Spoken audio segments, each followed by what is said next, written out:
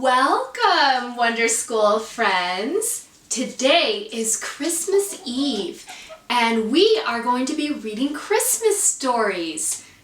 But first, I want to read my all-time favorite winter story.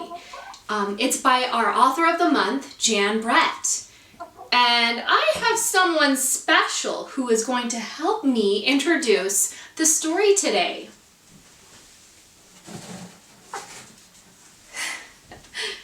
This is Tutu, one of my Silkie hens. Do you see what she is wearing? She is wearing a costume because she is pretending to be the Fairy Godmother. Now, do you know what story the Fairy Godmother comes from? If you guess Cinderella, you are right. And in Jan Brett's book called Cinders, all the characters are played by chickens. You know how much I love chickens, right? Well, that is why this book is my favorite. This Cinderella story was inspired by Jan's trip that she took to Russia. And she sets the story in Russia during winter because she loves the snow and places in the north. Will Cinders end up with the handsome Prince Cockerel? Let's get into the story and find out.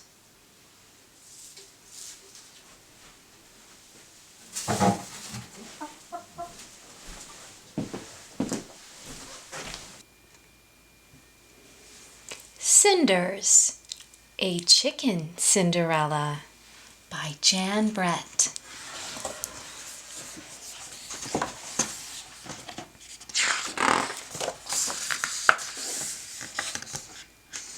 There's Cinders. Oh, who's that? I'll let you guess who that is. Snow on the outside, feathered friends on the inside. Every evening, Tasha took oats to little Cinders and the other chickens in the old tower.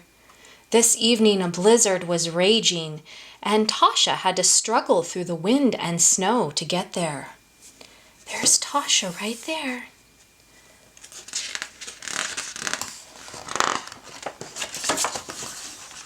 Inside, the old biddy Largessa and her daughters, Pecky and Bossy, pushed Cinders out of the way and ate up all the oats before Cinders had any. She hid under the wood stove until Tasha lifted her gently onto her lap and fed her. After the chickens were cared for, Tasha tried to leave, but snow had piled up against the door.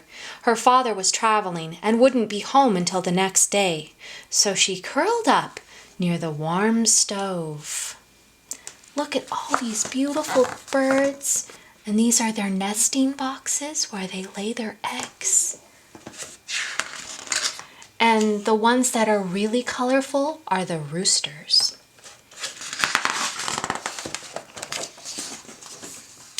As soon as Tasha fell asleep, a warm glow filled the room and the hen house came to life. The chickens clucked and gossiped until Largessa, that big know-it-all, pranced out of the shadows with an invitation to the ball. Prince Cockerel requests the pleasure of your company. A fete, a frolic, a feathered fantasy. On the full moon, the ice palace. Darlings, she trilled, it will be more than a ball. Prince Cockerel is sure to be looking for a princess bride. She winked and poked Pecky and Bossy. Time to get ready, she cackled with delight.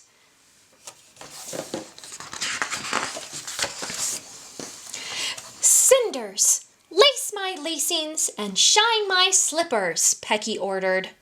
Bring warm water to scrub my toes, Bossy bellowed. Do me first, Largessa ordered.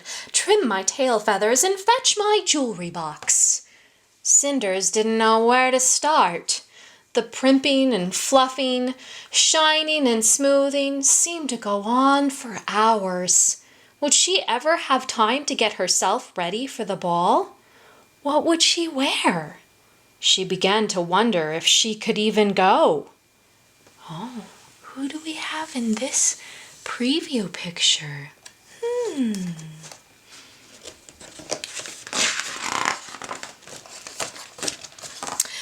The snow stopped and the moon shone a path through the window. The chickens, dressed in all their finery, flew off to the ice palace, all except Cinders.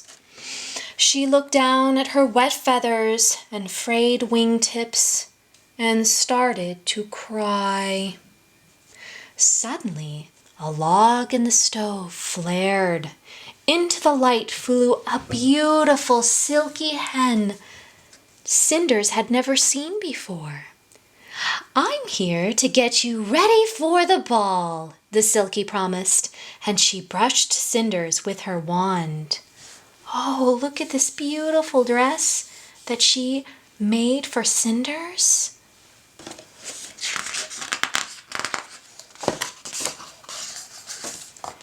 This is the Fairy Godmother, and this is Cinders in her beautiful gown. Cinders found herself wearing a splendid silver seraphim dress. Where ashes had covered her feathers, a silver sheen sparkled.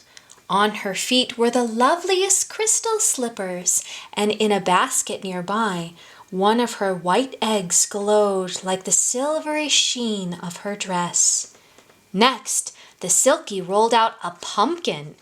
She called to the pigeons on the rafters and pulled some mice out from under the floorboards. Lastly, she summoned 3 ducks. Then she brushed them all with her wand.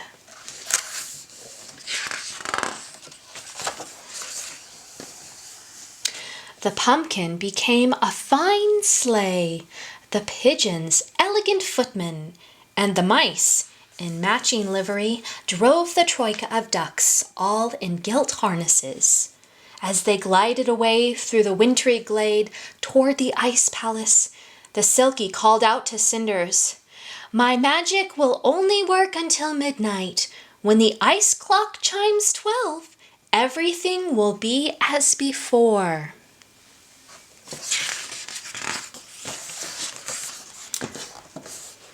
At the palace, the ball was beginning. Largessa pushed her daughters to the front of the line and gave Pecky a shove. The prince, ever the gentleman, caught her before she fell. She looked up into his eyes, swooning the way Largessa had taught her. Once all the guests were announced, Pecky and Bossy stayed close to the prince, keeping him away from the pretty young pullets. The door opened one more time. Everyone looked to see who the last guest could be. Who do you think it is?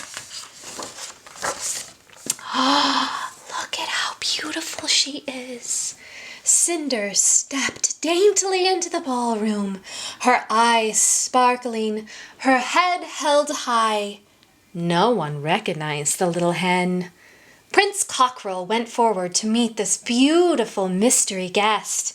He could not take his eyes off her.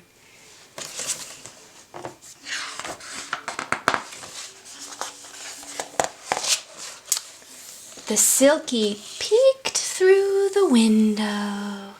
Prince Cockerel was leading Cinders out onto the dance floor.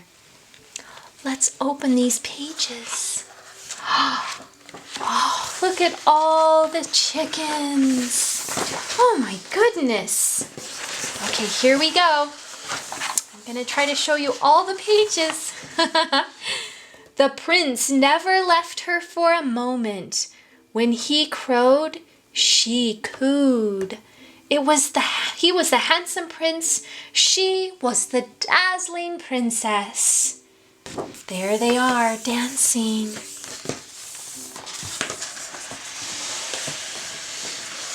The pullets The hens, the cockerels, and the roosters all wondered who the graceful hen could be as she swirled around to the music. Oh my goodness, who are your favorite dancers?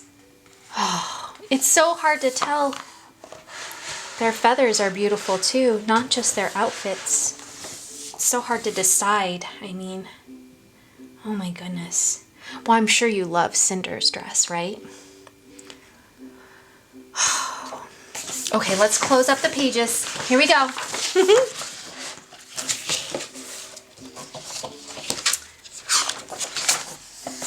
The hour grew late.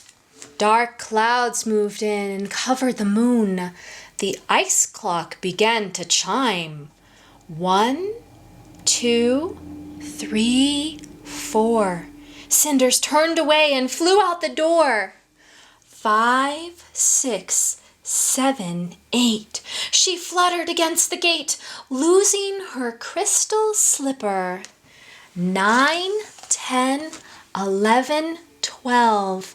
The little gray hen felt herself growing lighter as her silver dress turned into her old frock. She was covered in ashes just like before. The spell was broken. She flew home and settled on her nest under the stove before the flock returned.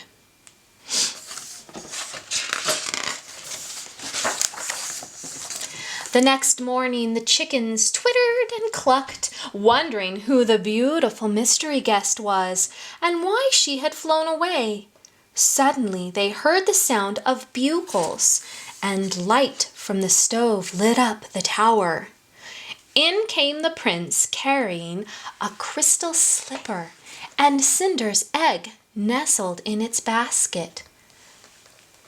I will travel to the ends of the earth until I find the one who wears this slipper and lays silvery eggs. She is my true love, crowed Prince Cockerel, the princess of my heart.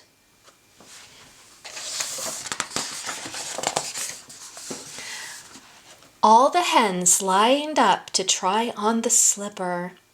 Big feet, long toad feet, duck feet.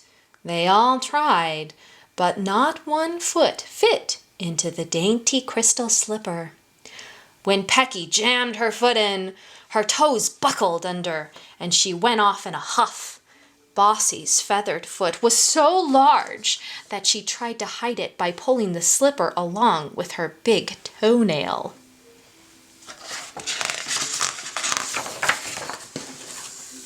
The prince looked in each of the nesting boxes. He saw brown eggs, tinted eggs, speckled eggs, but not one white silvery egg.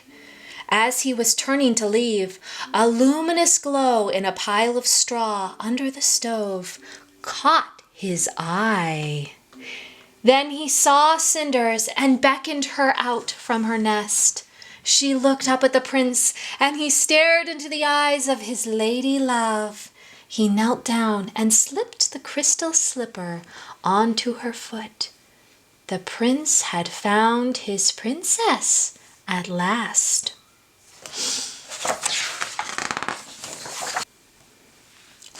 Outside, bells rang as a sleigh arrived at the tower. Tasha's father flung open the door, awakening his sleeping daughter. I thought I'd find you here among your feathered friends, Tasha, he said, revealing a handsome cockerel with a sweep of his arm. He will be an elegant addition to our flock, he exclaimed. He can live on the top tower with everything he needs. And maybe some company as well? Perhaps a pretty hen you have been taking special care of. Oh, I wonder who the pretty hen will be.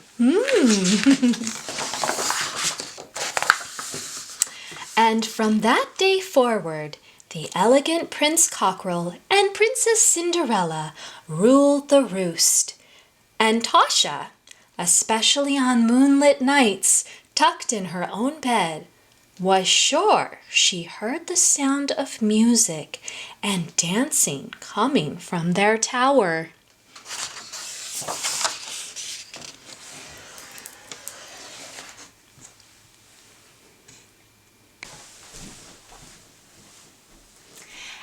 Now we are going to read some Christmas stories. Do you have a favorite Christmas story? There are so many fun ones to choose from, aren't there? The first Christmas story that I'm going to read is a book called Pick a Pine Tree. In class, we talked about whether your family had a Christmas tree up and where it came from. Some years, my family and I decorate an artificial tree, and some years we buy a real tree. Something we have never done is drive up into the mountains to cut a tree from the forest. But I know that at least one of you has gone to the mountains this year to get your tree and had quite the adventure. You have to be careful where you step because sometimes the snow is really deep, right? When you got your tree, did you get a chance to put some of the decorations up? I know that when my kids were little, we each picked our favorite ornament and we took turns putting our favorite ornaments in the tree. It's always fun to open the box and see all the ornaments that our family has collected through the years. There's so many memories, and it's fun to tell the kids the stories behind all of the ornaments. And I hope you guys got to hear some stories from your parents too this year. So let's get into some of our Christmas stories now.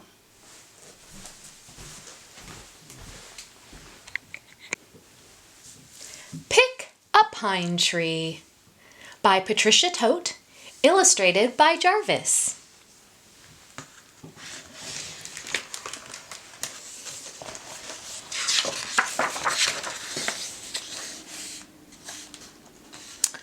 We have some animals on this page.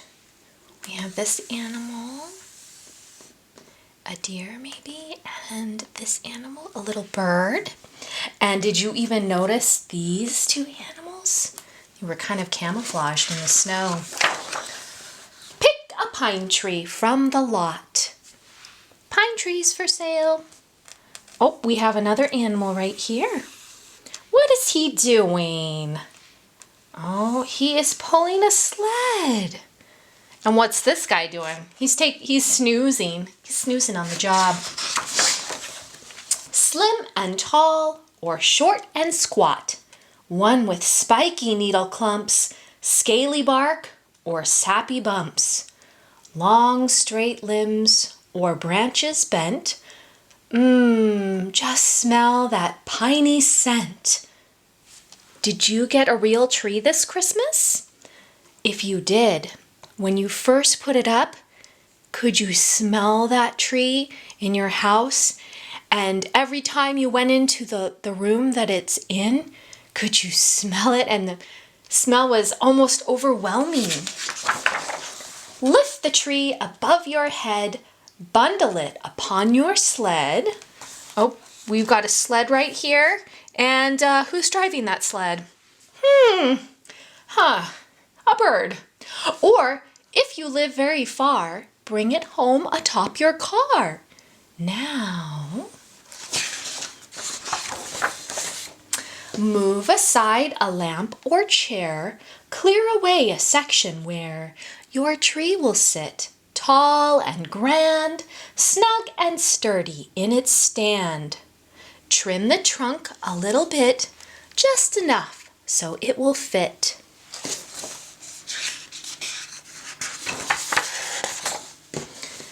Slip it in and turn screws tight.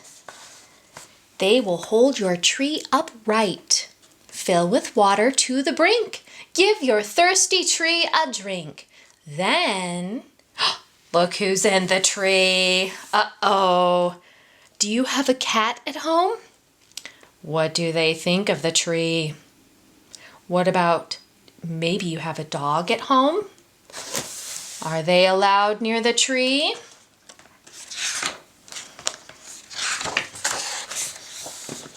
Find the trimmings stored within.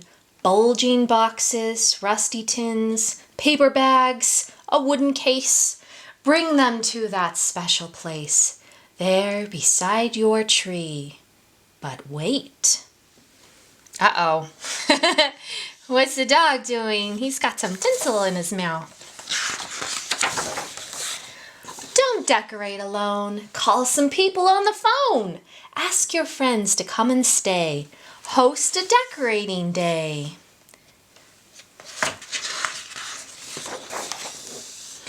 Stretch along some twinkling lights, a colored mix or simply white. Fat round bulbs or pointy tips, bubble lights or candle clips. Start up top or near the base, wrap around and tuck in place. Next. Oh, look what the cat's doing in this picture. That cat looks like it's all tangled up in the Christmas lights. And that dog might be trying to help. Hang ornaments upon your tree. What kind of trinkets will they be? Did you get to hang ornaments on your tree? What is your favorite ornament? Do you have a pickle in your tree?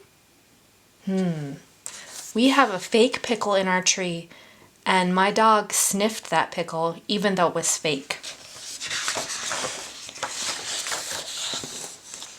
Jolly Santas, dancing elves, wooden reindeer, jingle bells, lacy snowflakes, paper dolls, candy canes, and bright glass balls. With loops of thread or wire hooks, hang them all in little nooks. There's quite a variety here. I wonder which one you like best in this picture. I kind of like this guy right here. He's cute. Add the final touches now. Garlands strung from bough to bough, strands of tinsel on the tips, falling down in silver drips. Then grab a footstool, climb right up, set something wonderful on top. A golden star, a velvet bow, an angel dressed in flowing robes. What do you have for your Christmas tree topper? Is it a star? Or is it an angel? Or is it something else?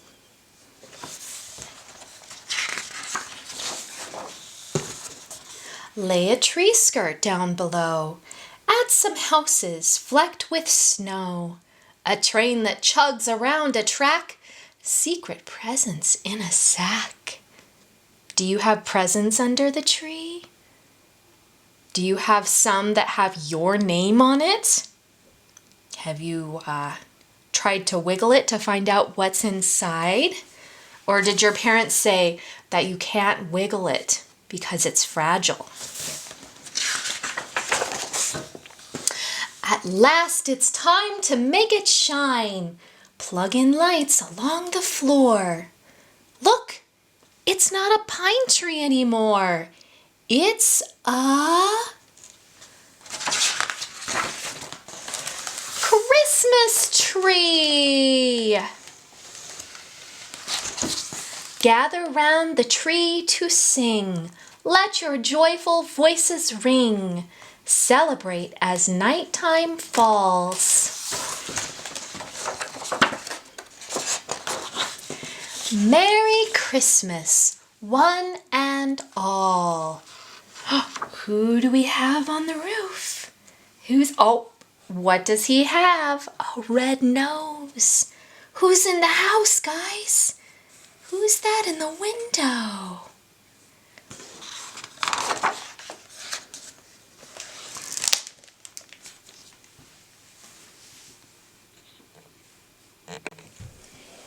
The Biggest, Smallest Christmas Present by Harriet Muncaster.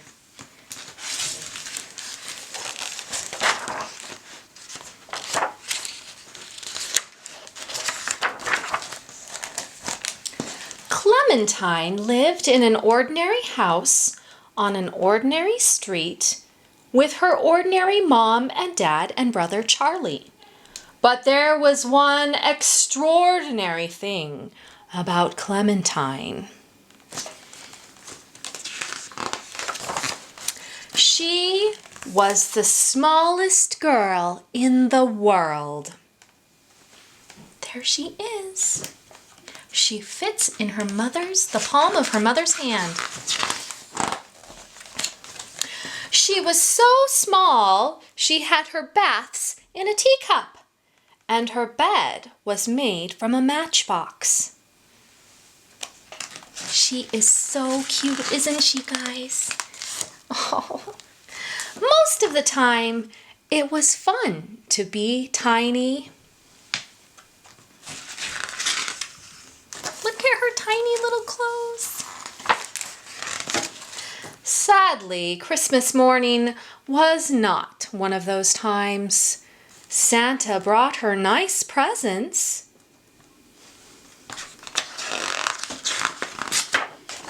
But they were very big. It was time for Clementine to tell Santa that she was not an average-sized girl.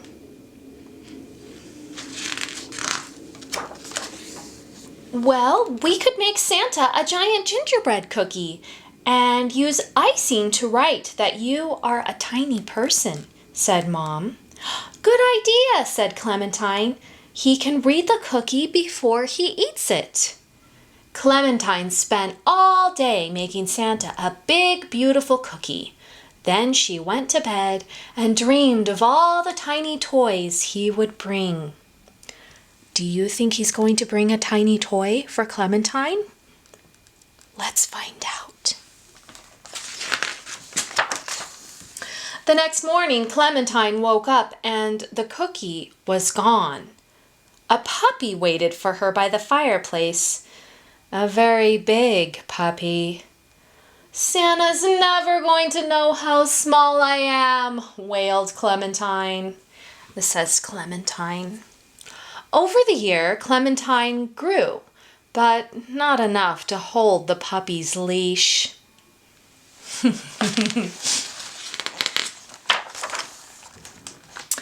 next Christmas Eve, it snowed. Perfect, said Charlie. There's Charlie. Clementine can write Santa a message in the snow on the roof. He'll see it when he lands his sleigh.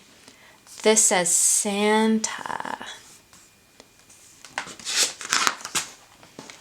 But the next morning when Clementine came downstairs, there was a shiny new paint box waiting for her by the fireplace. A very big paint box. Oh, it must have snowed again in the night, said Mom.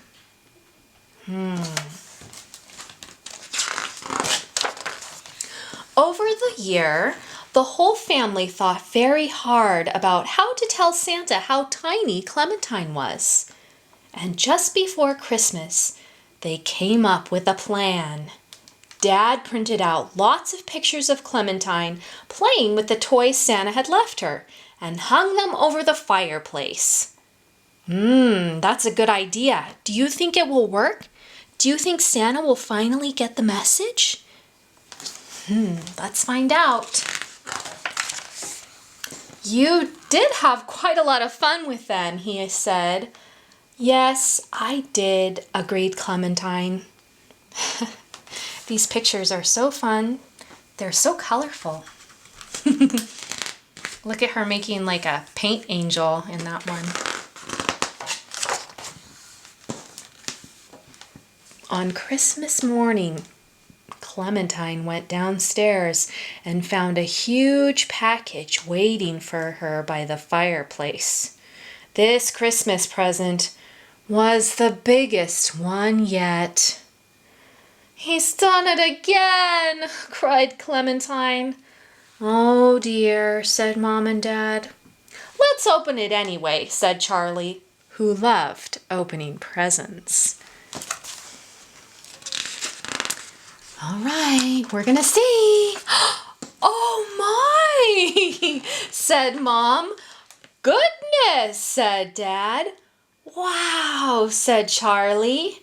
In front of them all stood the biggest, most beautiful dollhouse any of them had ever seen. And it was the perfect size for Clementine to play in. Look at this house. She has her own bathroom. And look, in the living room, she has a Christmas tree. And look at these tiny chairs with hearts in them. And this is her bedroom and the playroom and the kitchen. Oh, and she wrote a letter to Santa, and it says, "Dear Santa, thank you for all the gifts, but especially for my new house. It is the perfect present for me.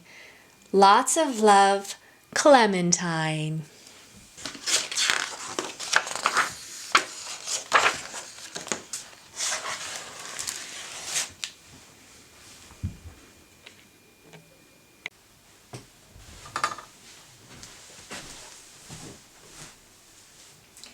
Thank you for joining me for story time this week, and I hope that you have a wonderful Christmas Eve and Christmas Day.